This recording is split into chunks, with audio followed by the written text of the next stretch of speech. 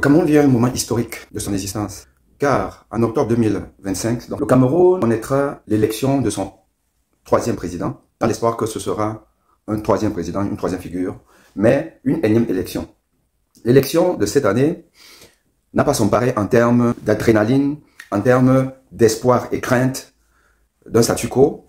L'élection de cette année, plus que jamais, est le tournant d'un pays qui se meurt. On n'a jamais connu par le passé autant de contentieux préélectoral, autant de suspicions de fraude, autant de déchirements entre des personnes censées être dans le même camp, c'est-à-dire le camp de ceux qui ont faim, de ceux qui sont considérés comme les en bas d'en bas. On n'a jamais connu ça. Le Cameroun n'a jamais été au bord du précipice en termes d'indices de développement, avec des coupures d'électricité à n'en plus finir, une absence d'eau potable, des routes en mauvais état qui tuent, une économie en berne, une criminalité qui a son paroxysme, un chômage qui touche 9 Camerounais sur 10. Le Cameroun n'a jamais été si mal en point, comme un malade en réanimation, dans un état de mort cérébrale. C'est ça le Cameroun. Ce Cameroun-là s'apprête donc à élire un nouveau président, donner son quitus à celui qui va, pour les 7 premières années, si on reste sur un septennat, conduire ce grand malade en réanimation, soit vers le débranchement total et la mort définitive, ou alors une réanimation efficace qui sortira le Cameroun de son état végétatif. C'est tout l'enjeu de l'élection d'octobre 2025. Nous, les Camerounais, sommes la risée du monde entier. Tout le monde se moque de nous, car nous occupons le dernier rang de tous les indicateurs sociaux, économiques du monde. Nous ne pouvons plus nous vanter d'être la locomotive de la sous-région la plus pauvre du continent le plus sous-développé du monde. Non, nous ne sommes plus la locomotive. Nous devons en être conscients. Nous devons faire le choix salvateur. Le choix qui permettra au Cameroun de sortir de sa léthargie pour redevenir le pays le plus représentatif, la locomotive de la zone CEMAC, et espérer challenger les meilleures nations africaines, car le Cameroun a le potentiel. Le Cameroun a le potentiel, mais le Cameroun n'a pas la volonté. Le Cameroun n'a pas les hommes à la bonne place, les bonnes personnes à la bonne place. Car c'est ça la République actuelle. Cette seconde République qui a remplacé une première République d'Amadou Ahidjo, qui a fait ce qu'il peut ou ce qu'il a pu, mais qui, à cause des accords coloniaux, à cause du fait qu'il arrive au pouvoir par effraction, nommé par la tutelle, par le colon, Paul Biya avait les mains liées et avait lié justement le sort du Cameroun à cette volonté de maintenir l'Afrique dans un sous-développement chronique.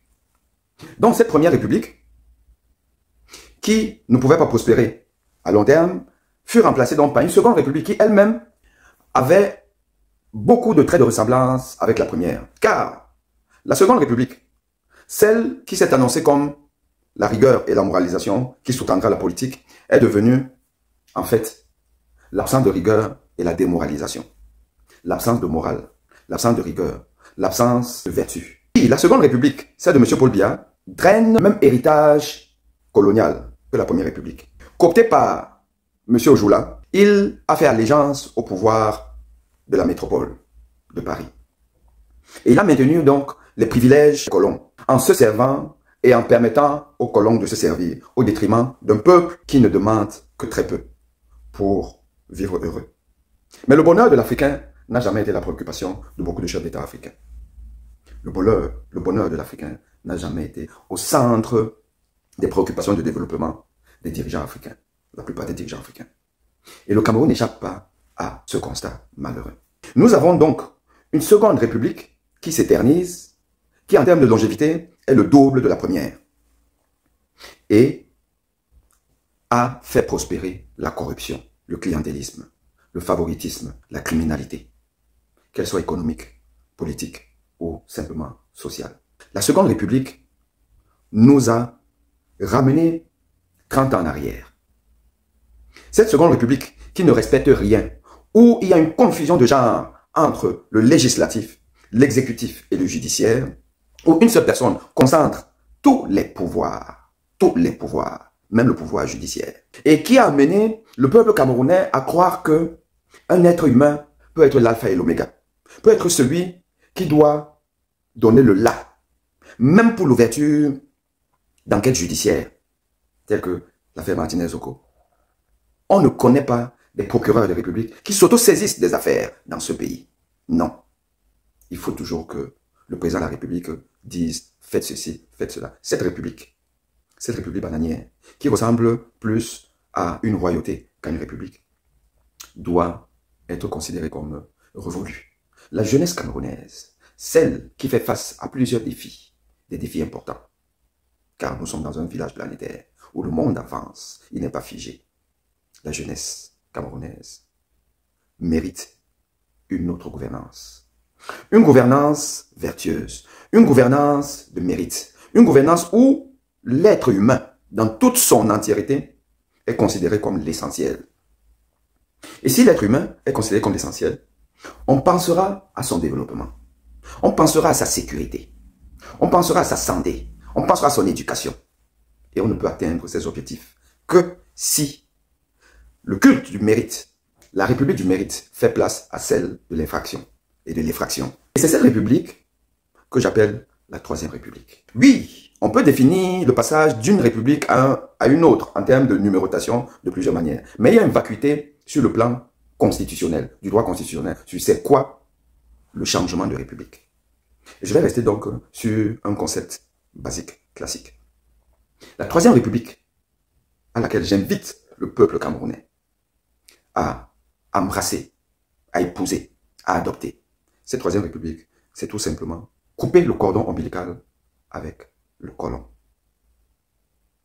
Être des êtres humains fiers d'eux, fiers de leur potentiel, de leurs ressources naturelles, de leurs ressources humaines, et se dire, nous pouvons nous développer en ayant des rapports d'égal à égal avec l'occidental. Nous devons avoir le réflexe de l'autodétermination. Ramener le Cameroun à un niveau d'autosuffisance alimentaire, d'autosuffisance énergétique, d'autosuffisance dans les biens de consommation quotidienne. Ça, c'est possible. Nous avons tous ces atouts. Nous devons pouvoir développer notre réseau routier, notre réseau de communication et aller vers nos voisins, nos frères africains pour former donc cette Union africaine dynamique et qui va challenger l'Occident. Et nous ne pouvons pas le faire en autarcie, ça c'est sûr. Nous devons mettre en place des liens de coopération dignes de ce nom, qui ne déshumanisent pas le Camerounais, l'Africain. Les Occidentaux, qu'ils soient européens, asiatiques, américains, ils ne sont pas plus intelligents que nous. Ils ne sont pas des êtres supérieurs. La seule différence, c'est que ils s'aiment et ils aiment rendre des services à leur peuple. Le Camerounais ne s'aime pas. Le Camerounais n'aime pas son pays, n'aime pas son peuple. Le Camerounais qui aujourd'hui est aux affaires n'est pas un citoyen soucieux du développement de son pays. Il n'en a rien à cirer. Et nous ne pouvons pas nous développer avec ce genre de tard. Mais l'occidental n'est pas plus intelligent. Nous devons donc promouvoir les vertus qui sont en nous et qui ne sont pas différentes de celles des autres. Mais ces vertus demandent simplement à éclore et à se développer. L'effet d'entraînement fera que ceux qui arrivent aux affaires avec une compétence, tant technique que morale, vont irradier leur qualité aux autres dans un système d'impunité. Tolérance zéro. La Troisième République, c'est celle de la carotte, mais aussi du bâton. On frappe quand il faut frapper. On met les Camerounais au pas. Et le Camerounais, face à la rigueur de la loi juste, redeviendra un citoyen travailleur. Et Dieu se sait que le Cameroun a tellement d'atouts sur le plan humain, de ressources humaines. Le Cameroun a tellement d'atouts que rattraper notre retard nous prendra que quelques années. En 4 ans, Cameroun revient au niveau où la Deuxième République a pris le Cameroun. Or, la Deuxième République, qui a 43 ans, nous a ramené 43 ans en arrière. En 4 ans, nous serons à un niveau où la Deuxième République a pris le Cameroun. Et encore, on pourrait être nettement mieux. Ça veut dire quoi? Ça veut dire que on va retrouver des entreprises camerounaises, celles qui étaient à l'époque d'Amadou Ahidjo, qui l'a laissé. On va retrouver des entreprises camerounaises. On va développer le tissu économique national. On va avoir une sorte de plan quinquennal et autres leviers de développement. Et ces 4 ans vont nous permettre d'asseoir une législation qui met le citoyen au centre de toutes les préoccupations. La justice va être réformée. Elle va être plus objective.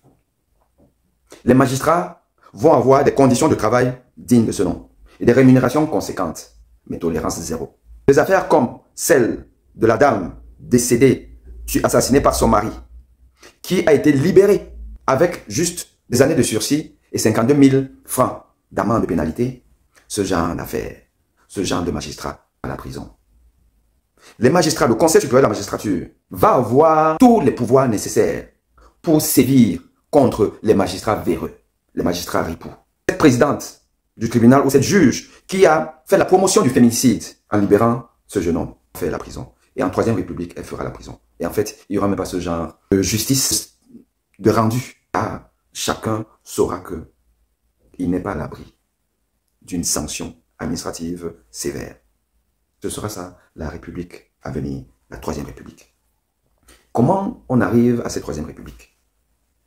Qu'est-ce que nous devons faire pour ne pas voir une fois de plus nos espoirs anéantis, évaporés? Comme ce fut le cas en 2018, en 2011, en 2007, en 92. Comment faire pour que l'homme qui est assis sur nos coups, qui nous étouffe, qui nous a ôté l'oxygène de vie, cet homme à qui on a donné le pouvoir sur un plateau doré, il était jeune. Il a décidé de vieillir et de mourir au pouvoir, aux grandes dames de nos espoirs, en mettant en place des mécanismes de tricherie électorale, dignes du plus grand gangster du monde. Même les Al Capone sont des élèves de M. Paul Biya. Celui-là qui osa dire, osa défier 30 millions de Camerounais, en annonçant dans une conférence de presse avec François Hollande. On ne dure pas au pouvoir qui veut, mais dure qui peut. Cet homme, qui ne sait que tricher, et qui ce jour déjà nous annonçait que ne dure pas au pouvoir qui veut, mais qui peut. Mais comment peut-on durer au pouvoir dans un pays aux intelligences nombreuses et avec un bilan aussi catastrophique? Être serein. Être serein. Est-ce à dire que le peuple camerounais est si bête, si aliéné, si inculte, ne peut pas faire le discernement nécessaire pour se dire, mais bon Dieu, je mérite mieux. Je mérite vivre dans un pays qui aujourd'hui a fait de la Côte d'Ivoire son pari. Les Camerounais aujourd'hui, quand ils veulent s'émanciper, ils vont en Côte d'Ivoire. La Côte d'Ivoire, il y a encore 40 ans, ce pays était moins développé que le Cameroun. Aujourd'hui, c'est là-bas que les Camerounais vont. Être aussi confiant avec une ville ou des villes jonchées de poubelles, de détritus, d'absence d'eau, d'énergie, d'électricité, pas de route, mais être confiant que ça va encore passer. Il ne faut le faire que si vous trichez. Et Paul Biya, c'est un tricheur, un grand tricheur, c'est un bandit. Comment faire pour que l'élection de 2025 ne soit pas une fois de plus remportée par un tricheur, par un braqueur, par un bandit? Nous sommes obligés de mettre en place des mécanismes un peu novateurs. Car on n'a jamais réussi. Et Dieu sait que nos prédécesseurs ont essayé et n'ont pas pu. Nous devons essayer, pas seulement pour essayer, mais pour dégager Paul Biya et installer la Troisième République. Pour cela, il y a plusieurs acteurs qui rentrent en ligne de compte. Et nous devons tenir compte. Et c'est ce que je vais vous présenter aujourd'hui avec la deuxième version du jeu d'acteurs de la marche vers la Troisième République. Acte 2 du jeu d'acteurs de la marche vers la Troisième République. Alors, nous allons découvrir ces acteurs. Il y a une petite évolution. Les raisons de cette évolution, on en reparlera peut-être plus tard. Je vous montre à peu près les acteurs qui, de mon point de vue, peuvent nous amener à faire mieux qu'en 2018, en 2011 et ailleurs. J'ai tenu compte d'un certain nombre de facteurs, parmi lesquels une certaine compatibilité, ou du moins l'absence d'incompatibilité d'humeur de principe. Parce que deux acteurs qui ne se sentent pas, à la limite se détestent. Il est illusoire de penser qu'ils peuvent essayer d'imaginer une action commune pour ça. Je n'ai pas la prétention de penser qu'il faille absolument avoir une candidature. Parce que ceci est même antidémocratique. De se dire que pour gagner une élection, il faut forcément qu'il n'y ait qu'un seul candidat de l'opposition. Finalement, j'en reviens. Si on peut le faire, tant mieux. Si ce n'est pas possible, ce n'est pas grave. Mais il faut pouvoir avoir une certaine discipline dans cette opposition. Une certaine solidarité. Et à condition d'avoir mis en place suffisamment de mécanismes pour annihiler toutes les tentatives de fraude. Or, ces gens-là, chaque jour, ils nous en sortent dans leur chapeau. C'est un peu comme les montagnes russes. Le niveau de tricherie de Paul Biya ressemble aux montagnes russes ou alors aux poupées russes. C'est-à-dire que vous pensez que vous avez déjà scellé le must. On vous sort autre chose. Vous pensez que vous avez déjà maîtrisé leur panoplie de tricherie. Ils vous sortent autre chose. Paul Biya a passé 43 ans à ne lire que Machiavel et tous les livres sur la fraude électorale. Comment faire pour frauder et toujours gagner. C'est ça Paul Biya. Il n'a rien fait d'autre. Alors maintenant, sommes-nous en capacité d'inverser la courbe, de casser la spirale, de se dire que nous ne sommes pas dans une malédiction, que le Cameroun n'est pas un peuple maudit et que nous pouvons faire mieux. Regardons le jeu d'acteur.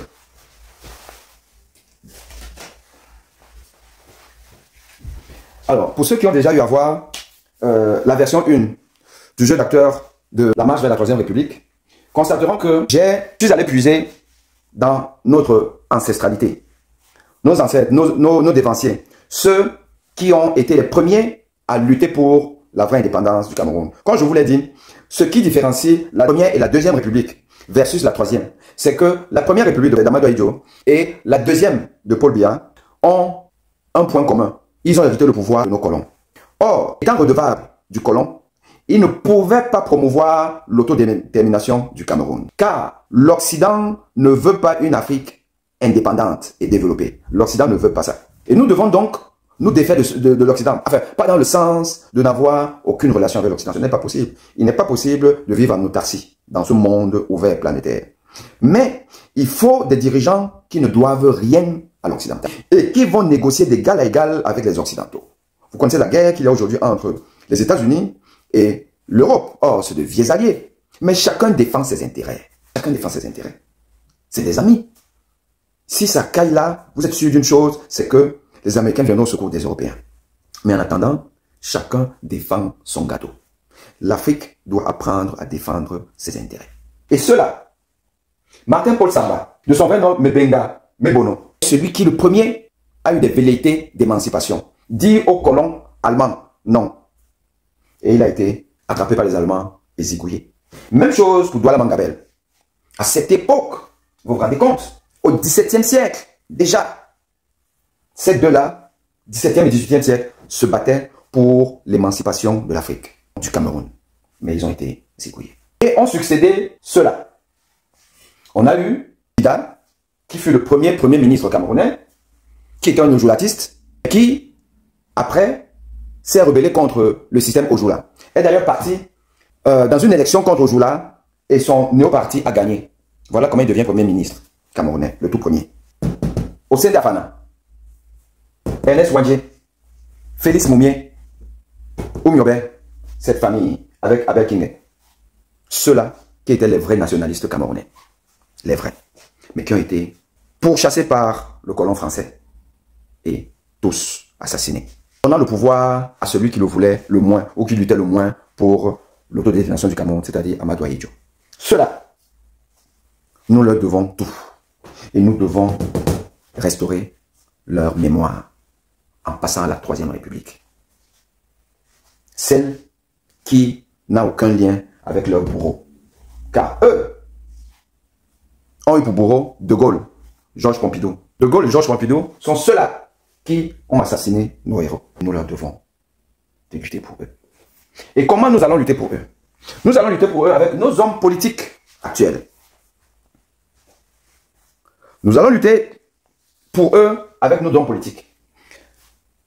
Hommes politiques, leaders d'opinion, société civile. Tous ensemble, nous devons aller vers la Troisième République. Et, évidemment, nous avons besoin de la bénédiction du tout haut, s'il existe. représentée par l'Église. Car à l'époque de nos nationalistes, l'Église aussi a participé à la personne de Monseigneur Dormo. Monseigneur Dormo, dans un contexte très difficile, a fait ce qu'il pouvait pour soutenir nos nationalistes.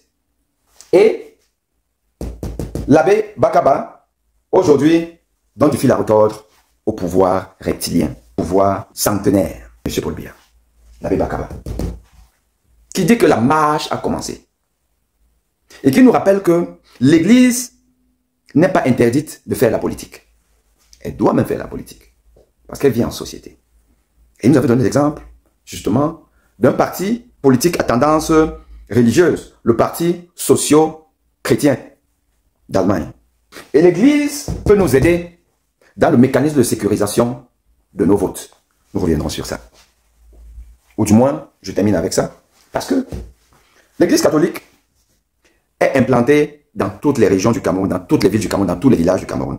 Il n'y a pas un village au Cameroun où il n'y a pas un homme d'église, il n'y a pas un chrétien catholique. Ça n'existe pas.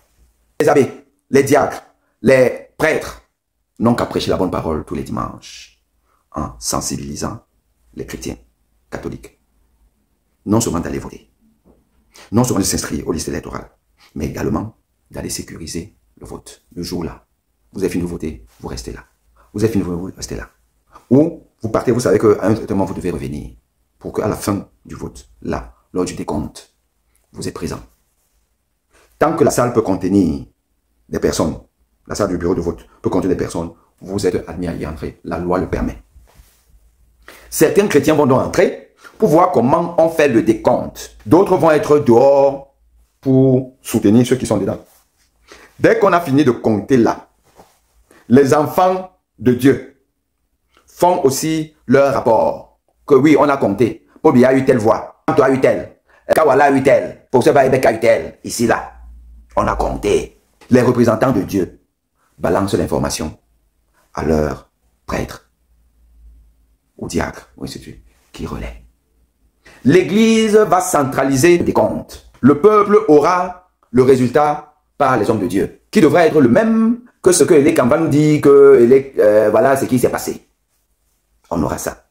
Parce qu'en réalité, la seule chose qu'il nous faut, c'est d'avoir un décompte officieux fiable.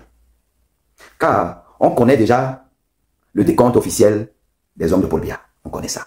Nous, on veut simplement être sûr que les gars ne nous ont pas fait ça à l'envers, comme ils le font toujours, et comme ils ne veulent pas publier la liste électorale. Et c'est à partir de là que maintenant, la machine de la défense de nos votes va s'enclencher. Il faut juste une raison, un bon alibi, pour défendre notre vote dans la rue. Parce qu'on sait que ça finira là-bas. Avec Paul Biya, ça ne peut pas faire autrement. Il n'y a pas un tyran sanguinaire, comme Paul Biya, qui soit parti du pouvoir safe, comme ça là, en se disant que bon, finalement je vous ai compris, je m'en vais. Ça n'existe pas.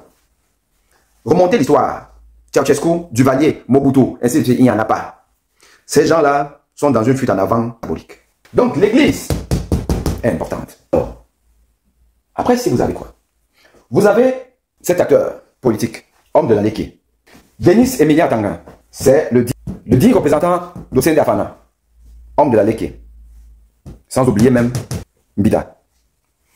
Lui, je pense qu'il doit pouvoir jouer un rôle. Avec l'aide des hommes de la société civile qui sont à peu près de la même région, de toute façon le sud et puis le centre, la Léké. Deux hommes d'opinion qui ont une voix qui porte, qui peuvent aider Denis Emilia Tangana à déstabiliser l'axe du mal. L'axe du mal, c'est tous ces turiféraires du pouvoir, originaires du socle granitique, centre, sud et même peut-être est, qui pensent que Dieu leur a donné le pouvoir et que M. Paul Biya est éternel et il doit toujours être là. Avec donc une région, enfin la grande région, qui est sous-scolarisée, avec un niveau de discernement très bas et des réflexes tribaux au paroxysme, évidemment, le pauvre citoyen pense qu'il a une mission pour sauvegarder ou sauver le soldat Paul Biya. Et eux, ils doivent pouvoir déconstruire cette idée. Ils peuvent le faire. Monsieur Kanto, il n'est plus à présenter. Il a fait la prison. Ses militants sont en prison. Il est jusque-là le seul, avec l'honorable Nietzsche du FCC, à exiger la publication de la liste électorale nationale. Cette liste, cette fameuse liste, qui est l'instrument grâce auquel Paul Biya a toujours triché. Vous allez vous inscrire dans un bureau de vote. Votre nom est affiché. Vous savez que vous êtes inscrit, vous êtes content, vous irez voter. Mais votre nom, vos données, vont se retrouver dans d'autres bureaux de vote, vous ne le savez pas. Puisque vous n'allez pas là-bas pour regarder. Et si vous n'avez pas une vue panoramique, transversale, des listes, vous n'êtes pas possible de vérifier si ailleurs votre nom ne s'y trouve pas. Ils vont mettre votre nom là-bas. Or, là-bas, ce n'est pas vous qui allez voter. Donc, ce n'est pas votre choix qui va aller dans l'urne. C'est quelqu'un d'autre, des affamés qu'ils auront pris, qui vont voter pour vous. Et n'oubliez pas que le vote, c'est du matin au soir. Donc, la même personne va voter pour vous dans un bureau de vote le matin. Il ira dans un autre bureau de vote 2 heures après. 4 heures après, il va dans un autre bureau. Donc, il suffit qu'ils aient juste 10 éclaireurs, 10 affamés, 10 inconscients. Ils peuvent faire du sale 100 fois, 1000 fois. En une journée, une personne pourrait aller dans plusieurs bureaux de vote pour voter pour vous. Et c'est pour ça que Paul Biya ne veut pas publier la liste électorale nationale. Peuple. Le seul homme politique qui aujourd'hui est vent debout contre ça, c'est M. Maurice Kamto. Vous voulez encore quoi? Quels éléments de preuve vous voulez pour vous rendre compte que ce monsieur, une élection au Cameroun en 2025, sans lui, c'est tout simplement impossible. Si on a la crainte de Dieu, il ne faut même pas imaginer des choses comme ça. Une dame, l'épouse de Ndam Joya, parti qui a pour base, le peuple Bamoun, Fumban, qui n'est pas Kamto incompatible. Tout le monde Ndam Joya, elle n'est pas Kamto incompatible. Ils doivent pouvoir s'entendre. Ils doivent pouvoir trouver un moyen d'avoir une collaboration synergique. Ils doivent le faire, c'est à eux de le faire. Dans ma République, enfin dans la version précédente, elle était la seule femme. Mais non, les femmes camerounaises sont braves, elles sont dynamiques. Et beaucoup ont mouillé le maillot. Une qui a mouillé le maillot et qui est d'ailleurs victime du système satrape de M. Paul Biya s'appelle Kawala. C'est une dame intelligente, c'est une dame intègre. Elle doit pouvoir trouver sa place dans un consortium qui va avoir une action commune. Des gens qui vont pouvoir mutualiser leurs efforts, leurs atouts pour vaincre l'ogre Paul Biya. Kawala. On parle de la jeunesse. Apparemment, pour certains, la jeunesse, c'est un programme politique. Bah écoutez, si la jeunesse, c'est un programme politique, bah, quel soit un programme politique?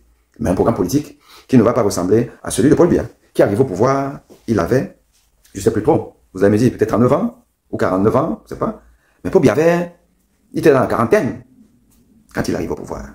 Et on sait ce que ça a donné. Mais bon, puisque, dans une élection présidentielle, on veut rassembler le maximum d'atouts possibles, de gens, d'électeurs possibles. Donc, on doit être assez ouvert à la différence de vue, à la diversité de vue. Et donc, dans cette diversité de vue, je me dis, ok, ceux qui considèrent que la jeunesse est un programme politique. Non. La jeunesse, ce n'est pas forcément diriger le pays en tant que président de la République. Hein. On dirige ce pays en ayant le maximum de jeunes aux commandes. De ministres, des postes décisionnels, de premier ministre et tout. Tout ça, ça fait partie de la gouvernance d'un pays. Une seule personne ne dirige pas un pays. Donc, les jeunes, s'ils veulent, ils peuvent venir dans cette mouvance. Si c'est eux qui auront été choisis, on va les accompagner.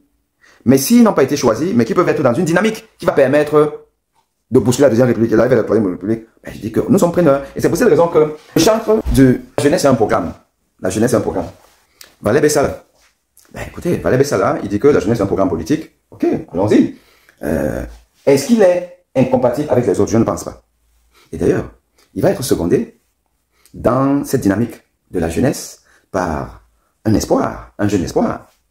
Un autre, un espoir qui en cache un autre. On a eu en 2018 un certain espoir Matomba. Alors maintenant, si on a un espoir Billon, Jean Espoir Billon, qui veut être candidat indépendant, écoutez, pourquoi pas, c'est bien. C'est un jeune, dynamique. Il peut être dans une dynamique positive avec des classiques, des vieux, des roublards.